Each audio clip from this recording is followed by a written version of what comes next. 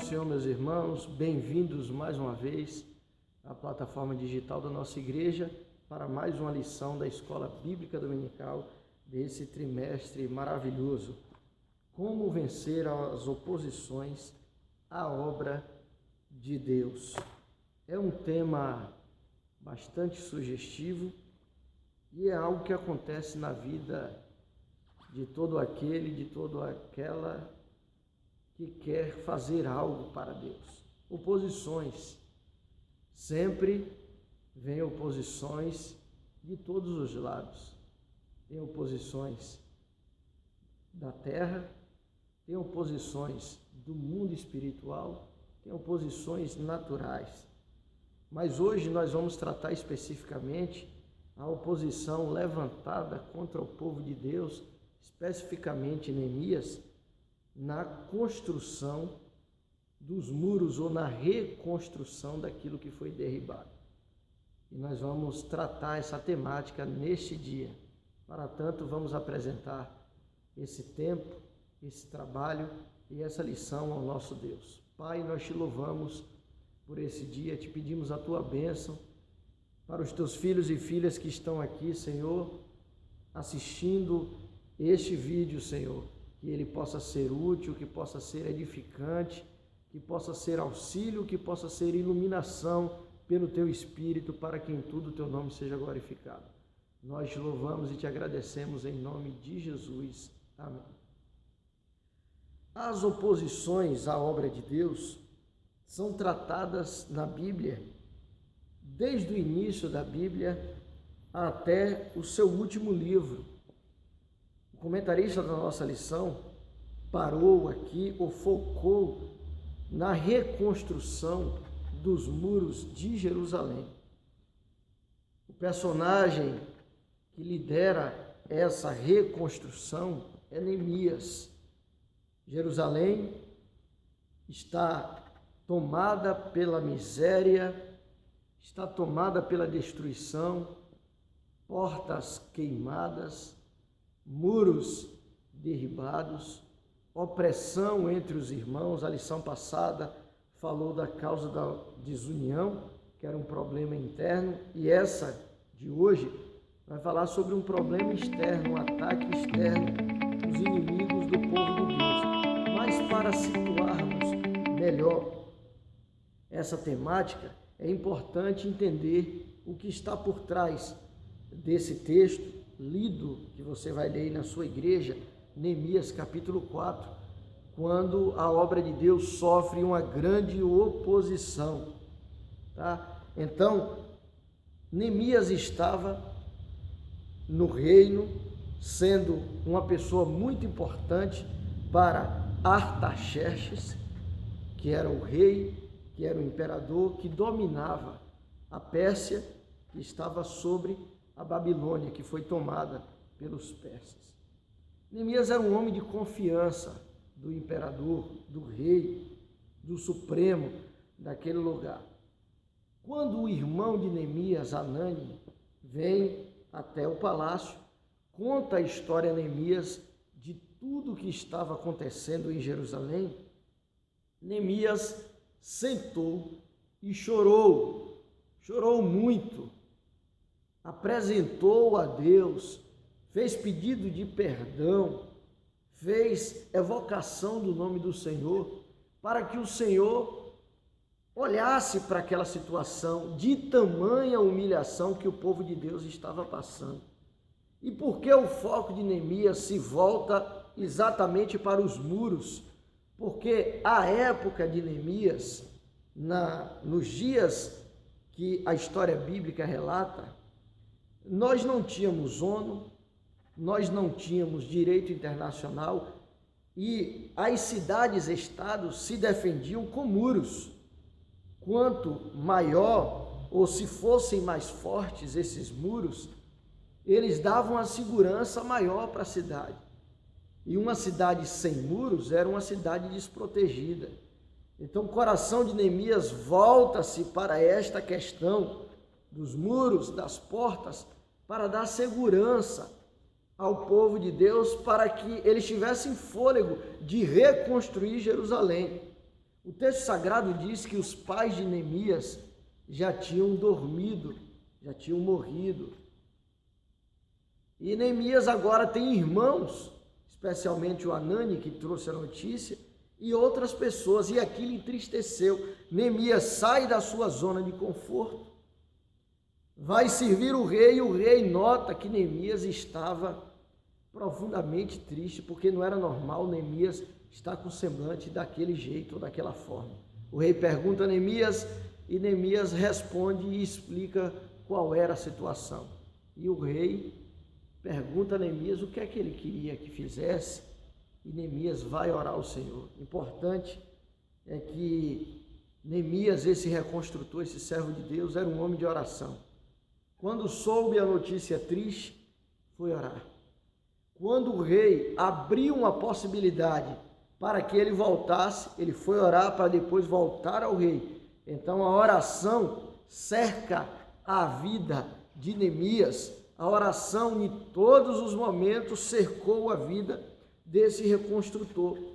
E ele lança a proposta para o rei, pede permissão, pede autorização, e o rei dá cartas para ele, o nomeia para que ele passe de província em província com outros governadores e que ele tenha liberdade para colher materiais para fazer a reconstrução desses muros. O que acontece é que, a partir daquele momento, Neemias projeta no seu coração, vai para Jerusalém, guarda o segredo que Deus tinha colocado no coração dele e depois anuncia aos seus irmãos tanto a destruição, que nós não poderíamos deixar a nossa terra, a nossa casa, com essa destruição, e o projeto para reconstruir esses muros e colocar as portas em torno, em volta de Jerusalém. Ao saber disso, Tobias, Sanbalate e todos os povos vizinhos ali do povo de Deus, eles se perturbaram e começou um incômodo. Por quê? Porque o povo de Deus agora está voltando do cativeiro. Veja que foram em 3 grupos ou 3 levas de judeus, de 50 mil cada. O primeiro grupo, Zorobabel, o segundo grupo, Esdras, e o terceiro grupo, Neemias. Então, Neemias volta, faz parte da reestruturação de Israel. Estava confirmando a palavra dita pelo profeta Jeremias, capítulo 29 e o versículo 10, que seriam 70 anos. E Jeremias até teve um embate com um falso profeta que dizia que era 2 anos, mas Deus estava na vida de Jeremias e sabia que seria 70 anos até o povo retornar. Então essa promessa estava se cumprindo, o povo estava voltando para a terra. Tobias e Sanbalate, os inimigos, se levantam. E aqui começa a história das oposições. Percebam que quando tudo está no chão, quando ninguém dá valor a nada, ninguém faz oposição sobre aquilo que não tem valor. Mas quando algo que é de valor, que está no chão, alguém começa a reparar, fazer algumas coisas, aí a briga começa, a oposição começa, porque é a briga pelos espaços. Eles estavam tranquilos na sua terra, na verdade, tomando posse também de algo que era do povo de Deus, e não queriam judeus mais ali. Mas quando isso começou a se tornar real, eles se levantaram para não deixar construir o muro, mas Deus estava naquele sentimento de Neemias. Não tem como você ver o sofrimento de alguém e ficar tranquilo, feliz, alegre, não se incomodar. Neemias sentiu aquela dor do povo, se voltou para Deus e Deus tocou no coração de Artaxerxes para que liberasse ele, para ele voltar para a sua terra. Tem uma coisa interessante, é que Neemias pede autorização e quando a pessoa é útil, em qualquer lugar ele é bênção. Ele era bênção para Artaxerxes e ele era bênção para o povo de Deus. É tanto que o soberano pergunta a ele: Você vai, mas você volta quando? Ou seja, ele era útil. Quando não é muito útil, pode ir, pode descer, tem problema não. Mas ele era homem de confiança do rei, assim como era de confiança do Rei dos Reis, do Senhor nosso Deus, para a reconstrução. Neemias volta, toda a denúncia, todas as calúnias, todos os levantes são mirados agora em Neemias, porque ele era o líder, ele era o reconstrutor, era ele que nomeava as pessoas. Ele se tornou uma espécie de rei sem ser rei, que foi uma das acusações que levantaram contra Neemias, que ele se colocaria contra o soberano da Pérsia, e que não era verdade. Então, a procedência dos ataques para Neemias começa aí, que é o ponto 1 da lição. Mas hoje nós sabemos que a nossa luta não é contra a carne nem contra o sangue, e sim contra os principados e potestades que atuam, que habitam nas regiões celestiais. Então Neemias sofreu um ataque físico que tinha algo maligno por trás. Para este momento, para aquele tempo, para aquela hora que é citado aqui na Bíblia. E hoje também a obra de Deus sofre oposições de todos os lados, de todas as maneiras, de todos os frontes, mas a igreja do Senhor é vencedora desde a sua fundação. Jesus disse, Mateus 16, 18, edificarei a minha igreja e as portas do inferno não prevalecerão contra ela. Assim como as portas do inferno não prevalecerão também contra quem faz parte dessa igreja, porque você é a igreja do Senhor. E qual a orientação bíblica para esse dia de oposição, para esse dia de contenda? Resistir o dia mau, se preparar com as armas espirituais. Depois de fazer tudo, fique firme, não recue. É tanto que Efésios 6 não há nenhuma indicação para que o soldado que se alista na batalha espiritual, ele recue. O texto é, fique firme, não fuja da batalha, não corra da batalha. Então, para ganharmos essa luta contra as oposições, é preciso usar o instrumento fé, o escudo da fé, para apagar os dardos inflamados do maligno. Mas não podemos usar nessa guerra ou nessa luta contra as oposições armas carnais, devemos usar armas espirituais, porque o reino das trevas, ele não respeita as armas carnais, ele só respeita e se submete às armas espirituais. O inimigo vai procurar de todas as formas abater aquilo que Deus confiou para você. O ponto 2 da lição vai tratar que o inimigo vai procurar atingir a nossa fé. E como foi que Tobias, Sambalate e todos aqueles povos que estavam à volta do povo de Deus, como foi ou o que foi que eles usaram para tentar parar a obra de Deus? Vai vendo, vai percebendo como eles tentaram. Primeiro, eles desprezaram o povo de Deus. Chamou os judeus de fracos. Esses fracos judeus, eles não vão terminar esse serviço. Começaram a desprezar a força, esquecendo-se que Deus compra a briga dos mais fracos. Lembra do povo de Deus quando saiu do Egito? Quem era mais forte? Aquelas pessoas que estavam cativas no Egito, que era povo de Deus, ou Faraó? Humanamente era Faraó mais forte. Tem um adágio popular que diz que a corda sempre quebra no lado do mais fraco. Naquele dia, no meio do mar, a corda quebrou no lado do mais forte, porque os mais fracos estavam com o mais forte, que é o nosso Deus. Então, não se assombre se você se entende ou acha que você é fraco. O poder de Deus se aperfeiçoa também na sua fraqueza. Não se intimide com desprezo. Esses judeus fracos não vão para lugar nenhum. Foi a primeira intimidação. A segunda, escarneceram. Basta uma raposa para derrubar esses muros que vocês estão construindo aí. Não vão conseguir fazer esse muro. Uma raposa vai derrubar. Está descrito no capítulo 4, do versículo 2 em diante, você vai ver essa declaração dos inimigos do povo de Deus, dizendo que uma raposa derrubaria os muros, que Neemias foi usado por Deus. Até eles perguntaram, vão terminar em um dia esse muro? Não terminou em um dia, é fato, é verdade, mas terminou em 52 dias, um prazo recorde, nunca visto para aquele tempo e para aquela história, porque quando Deus está no negócio, o tempo que é curto fica longo e aceitável para o prazo, para aquilo que é proposto. Então Neemias trabalha de uma forma, a Bíblia diz que o povo se alegrou. Quando Neemias chamou o povo e contou o que estava acontecendo com ele, o que ele tinha de Artaxerxes, a autorização que ele tinha, o povo se animou e todo mundo trabalhava com alegria.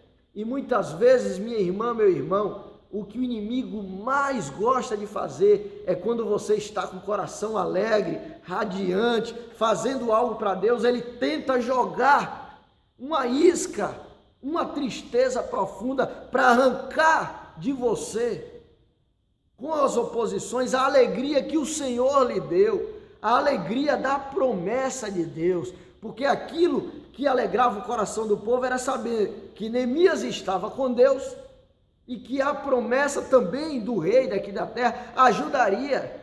Então eles entenderam que Deus estava no negócio e eles começaram a trabalhar com muita alegria e o trabalho começou a andar e desenvolver. Aqui especificamente, esse levante no capítulo 4, quando a Bíblia diz, quando os muros chegaram na metade, aí o contra-ataque aumentou. Percebam que eles trabalharam de todas as formas. Primeiro, quando Neemias diz que vai reconstruir, que o povo se anima, que o povo se alegra, Tobias e Sambalate e os outros se juntaram. Quando o muro chegou na metade, novamente outro contra-ataque. Quando terminou os muros e faltavam as portas, outro contra-ataque novamente. Então, os inimigos do povo de Deus, a cada parte da obra, ia tentando tirar a alegria. Mas sabe qual é a boa notícia? Todas as tentativas foram frustradas e deram erradas. Começou no projeto inicial. Depois a construção chegou na metade, tentaram novamente, a construção chegou no fim. Faltavam as portas, tentaram novamente, as portas foram colocadas. Porque quando Deus quer, é assim. Vão tentar, vão fazer, vão se levantar. Mas se Deus colocou algo no seu coração, pode descansar em paz. Vai dar certo, Deus estará com você. Assim foi os levantes de Tobias, Sambalate e de todos os povos, os samaritanos que estavam ali à volta. Outra artimanha que eles levantaram e suscitaram contra o povo de Deus foi colocar medo e colocar um descrédito. Olha a imensidão do muro. A tarefa é muito grande. Vocês vão pegar do chão as pedras que foram queimadas? E onde é que vocês trarão recursos para tudo isso? Como é que vocês construirão? A obra é muito grande. O trabalho é muito grande. Como é que vocês conseguirão fazer isso? Como chegarão até o final? Veja que eles vão trabalhando o tempo inteiro para desmotivar, desanimar, trabalhar contra o tempo inteiro. Porque eles não queriam perder a liberdade que eles tinham na sua própria terra. Neemias estava cuidando da terra dele, mesmo em uma nação longínqua, mesmo em um lugar longínquo. Então eles tentaram, e se o povo de Deus não tivesse a mão de Deus sobre aquela reconstrução, não tivesse Neemias que estava atento para a reconstrução desses muros, aquela oposição atropelaria o projeto que foi sonhado no coração de Deus. Neemias outra vez anima o povo e não se deixa vencer pelas oposições.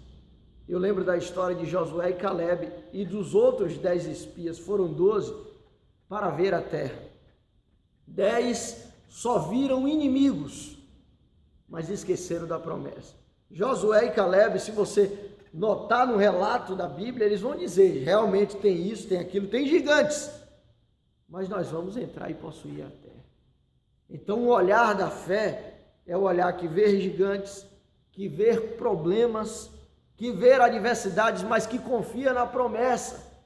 Eu não sei como está o seu coração, meu irmão, minha irmã. Eu não sei se você está enxergando só gigantes. Eu não sei se você está enxergando só promessa, que tem gente que também é o outro exagero. Não tem inimigo, não tem problema, não tem nada, vai dar tudo certo. Não, tem problemas, tem oposição. Josué e Calebe falou, temos um problema na terra, temos gigantes, mas nós vamos entrar e possuir. O sentimento de Josué e Calebe é o sentimento daquele que tem confiança, que sabe que tem um problema, mas sabe que tem a promessa. E quando entrarem na dividida o problema e a promessa, não se esqueça da promessa.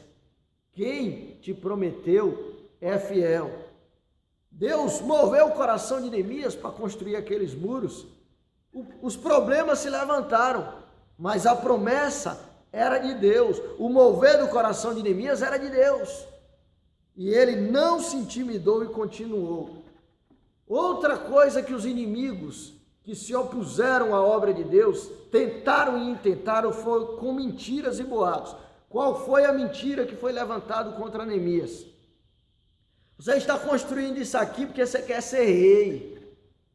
Nós vamos mandar carta para Artaxerxes e ele saberá que você quer ser rei. Sabe o que Neemias falou? Tudo que vocês estão dizendo é mentira. Continuou firme. Eu estou em uma grande obra. Depois de ser chamado várias vezes no capítulo 6, ele respondeu, eu estou em uma grande obra. Aquilo era um boato, era uma calúnia, era uma difamação contra Neemias. Neemias não queria ser rei. Neemias queria ajudar o povo de Deus. Neemias queria fazer com que os muros fossem levantados outra vez. Queria deixar a cidade protegida. O coração de Neemias não sonhava em ser rei. Mas muitas vezes as acusações nascem de corações que são semelhantes à acusação que é feita. Ou seja, Tobias, Sambalate acusaram Neemias daquilo que eles mesmos queriam ser. Geralmente as acusações são pautadas nisso também. Outras acusações têm outros motivos. Mas algumas vezes, quando a acusação vem contra você, são pessoas que têm um pensamento semelhante àquilo que eles lhe acusaram. Aqui no caso de Neemias, os boatos e as mentiras eram para tirar Neemias do caminho e fazer com que os muros não fossem erguidos. Outra arma que eles usaram para atingir o povo de Deus, para não reconstruir aqueles muros, foi a astúcia maligna, dizendo assim, vamos ali, vamos descer, vamos nos reunir, dando uma de amiguinhos do povo de Deus, os samaritanos fazendo-se de amigos. E Neemias disse, não vou descer, estou em uma grande obra, não desça o seu nível.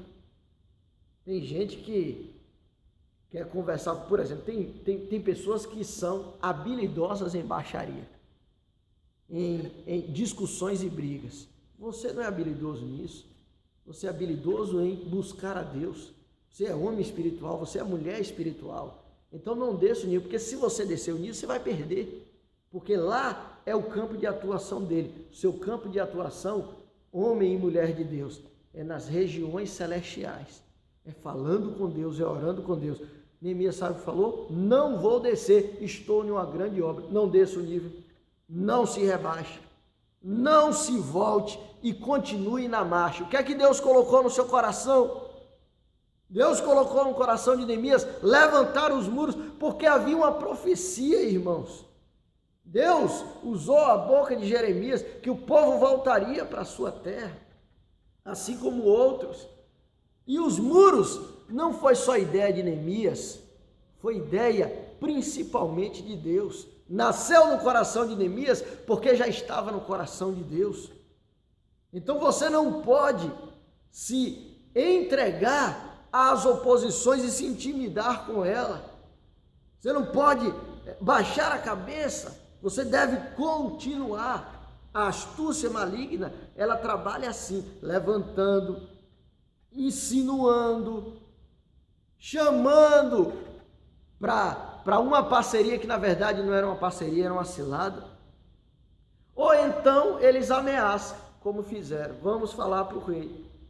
Todas essas eram as armaduras malignas contra a reconstrução do muro.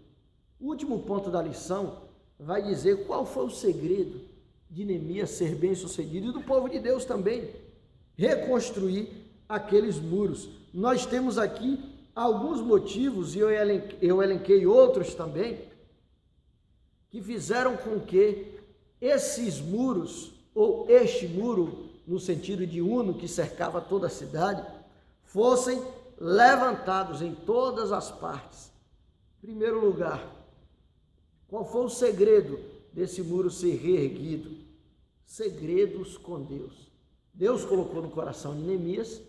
Neemias foi para Jerusalém, chamou os amigos e andou à noite na cidade, mas não contou nada para ninguém. Então, reconstrutora, tem um momento na sua vida que é o momento do seu segredo com Deus. Não é hora de falar, é hora de você se juntar a Deus. Até que, no versículo 17 do capítulo 2, ele chama o povo e apresenta o projeto. E Deus confirma, o coração do povo se volta. Soube guardar para o tempo oportuno. Segundo lugar, porque qual foi o segredo de Neemias ser bem sucedido juntamente com o povo de Deus? Vigilância. Quando os ataques se levantaram contra Neemias, o que é que Neemias faz? Neemias não vai somente orar. Tem gente que espiritualiza tudo e ora. A Bíblia manda e orienta por intermédio de Jesus que vigiemos e oremos. Jesus falou, orai e vigiai, ou vigiai e orai. Então Neemias orou, apresentou a causa a Deus, mas colocou guardas. E se organizou na vigilância.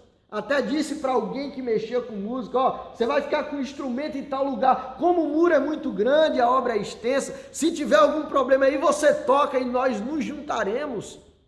Ou seja, havia, irmãos, uma gestão de Deus na mente de Neemias. Neemias parecia um grande comandante, porque Neemias não estava pensando sozinho, Neemias estava pensando com Deus. Então ele foi vigilante, organizou tudo.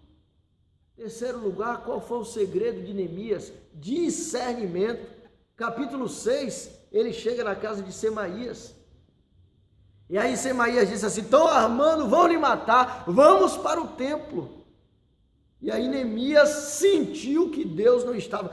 Versículo 12, ele diz assim, senti, percebi que Deus não o tinha enviado. Olha só, discernimento espiritual. O reerguer, o levantar, passa também por discernimento espiritual. Ele sentiu que Semaías não estava sendo usado por Deus.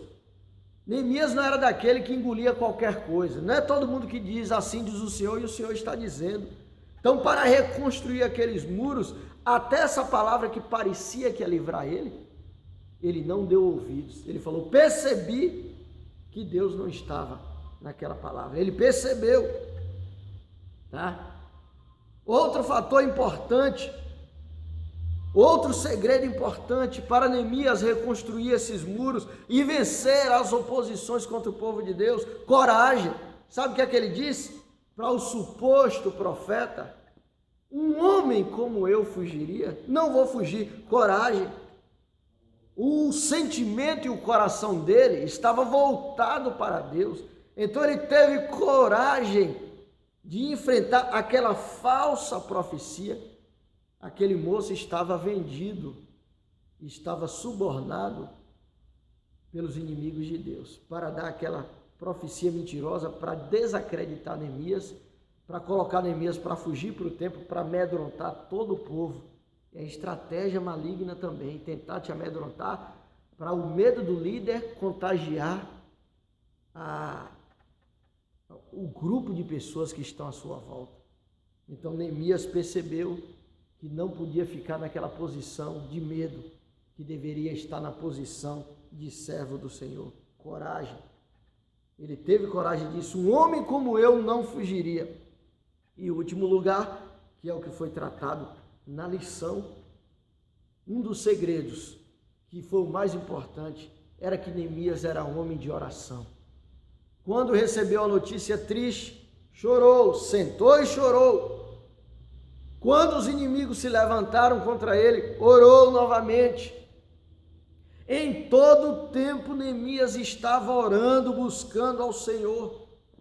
Não tem um segredo mais poderoso para você que recebeu uma missão de Deus do que a oração.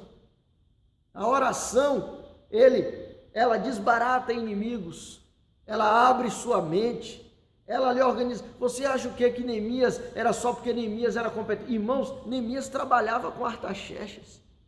Ele ficava provando os alimentos e entregando a ele. De onde veio tanta sabedoria de Neemias? O próprio Deus. O próprio Deus foi nutrindo sabedoria, colocando no coração de Neemias, e Neemias foi dividindo as tarefas. Você faz isso, você faz aquilo, e o Espírito de Deus com certeza tomou o coração de Neemias. Mas isso adveio de quê? De oração, de busca.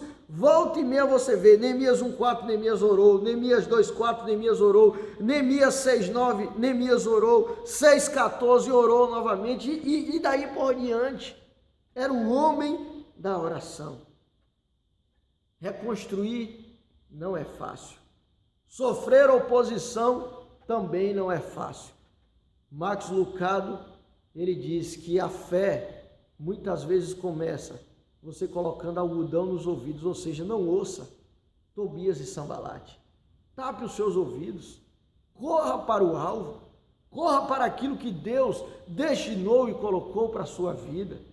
Não ouça os opositores, não ouça os inimigos de Deus. Os inimigos de Deus sempre trabalharão contra a igreja do Senhor, sempre, de diversas maneiras, problemas externos, problemas internos, o tempo inteiro. Hudson Taylor, um grande missionário, ele tem uma frase muito boa sobre a obra de Deus, excelente, uma frase de alguém que experimentou isso.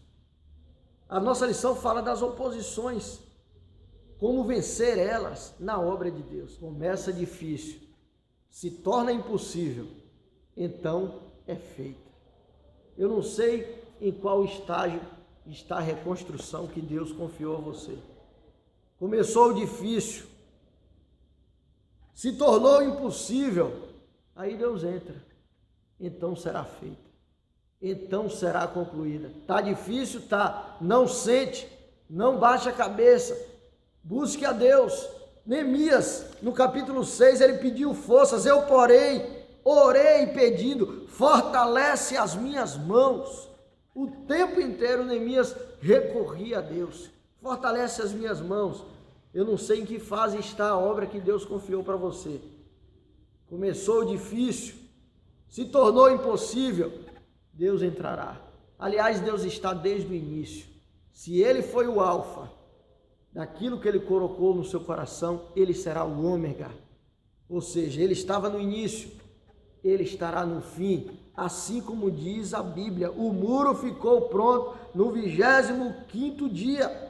52 dias as oposições vieram, mas o muro foi reerguido. A minha oração é que Deus te dê graça, te dê sabedoria, te dê direção e orientação, para que termine você aquilo que Deus começou. Difícil, impossível, a mão de Deus chega. Com Neemias foi assim, se tornou quase impossível, a ponto dele fazer essa oração: Deus, fortalece minhas mãos. Talvez seja a sua oração neste dia. e o Senhor é poderoso para fortalecer as suas mãos. Quando Deus quer, o muro fica de pé. E Ele quer que você faça algo para Ele. Que Deus te abençoe abundantemente. Que esses ensinamentos possam ser úteis para a sua vida. Eu vou orar com você e por você. Pai, obrigado por esse dia, pelos teus filhos e filhas que estão ligados, Senhor, nesse canal da nossa igreja. Te pedimos que o Senhor fortaleça as mãos, o coração, dê entendimento na mente, para que a tua boa mão conclua aquilo que o Senhor começou. Assim como Neemias, Senhor, teve ataques contra ele, oposições contra ele, mas ele venceu todos em nome do Senhor. Que meu irmão e minha irmã consiga vencer as oposições e que glorifique o teu nome no final. Isso que nós te pedimos e te agradecemos em nome de Jesus. Amém.